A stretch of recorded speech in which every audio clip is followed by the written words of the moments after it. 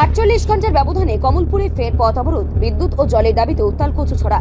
টানা 10 দিন ধরে বিদ্যুৎহীন গোটা গ্রাম, যার জেরে দেখা গিয়েছে তীব্র পানীয় জলের সংকট।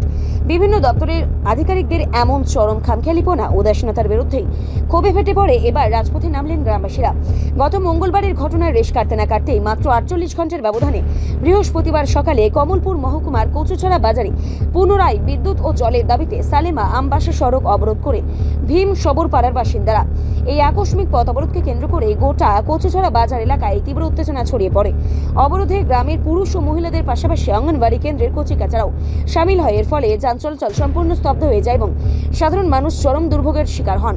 বিক্ষুব্ধ গ্রামবাসীদের অভিযোগ, গত 10 দিন ধরে এলাকায় বিদ্যুৎ না থাকায় পানীয় জল সরবরাহ পুরোপুরি বন্ধ। তীব্র জল সংকটে বিপর্যস্ত জনজীবন। বারবার সালেমা সাবস্টেশনে বিদ্যুৎ নিগমের কর্মীদের জানানো সত্ত্বেও তারা কেবল ইচ্ছা হবে বলেই দায় এড়িয়ে গেছেন।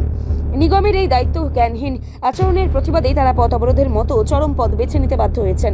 এদিকে ঘটনার খবর পেয়ে কচুছড়া থানার পুলিশ দ্রুত ঘটনাস্থলে ছুটে যায়। অবরোধ তুলতে গেলে পুলিশের সাথে আন্দোলনকারীদের তীব্র বাগবিনিময় এবং উত্তেজনা ছড়িয়ে পড়ে। গ্রামবাসীরা স্পষ্ট জানিয়ে দেন, যতক্ষণ না বিদ্যুৎ ও জলের সমস্যা স্থায়ী সমাধান হচ্ছে ততক্ষণ তারা এই সড়ক অবরোধ আন্দোলন চালিয়ে যাবেন। এলাকাবাসীর তরফ হইতে আমরা আজকে রাস্তা অবরোধ করতে বাধ্য হচ্ছি কতগুলি কারণের সমস্যা।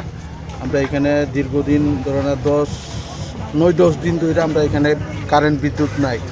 আমরা বিদ্যুৎ দপ্তরে ইলেকট্রিক ডিপার্টমেন্টে কতবার যাই আমরা কথা কওয়া এসে পরে মানে দিচ্ছি করে আমরা এইভাবে হয়রানির শিকার করাইতেছে। সেই কারণে আজকে আমরা রাস্তার পথ অবরোধ করতে বাধ্য হয়েছি।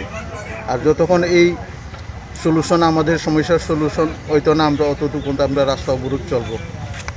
কোন দিকে মানে কোনখান থেকে আইছেন আপনারা অবরোধ করতে? আমরা ভীম সবর পাড়া এলাকাবাসীর তরফ থেকে। আচ্ছা, কোন রাস্তা বন্ধ করছেন? এটা সালেমা আমবাসা কচুছড়া রাস্তা, এই 3 মুখ্য। এখন মানে কি চাইতেছেন আপনারা?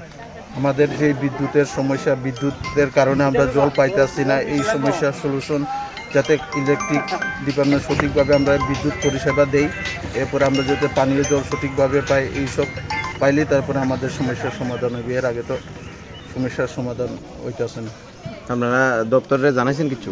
জানানো হয়েছে। কি কইছে তারা? ওই দিচ্ছি কই আমরা মানে পুতুল খেলার মতন খেলাই রাখছে অতদিন দুইটা। অনেক সময় আইতাছি কয়া একদিন 2 দিনই যায় না, এরপর আবার যায়, এইভাবে করে সারা বছর এইভাবে আমরা ভুগতাছি।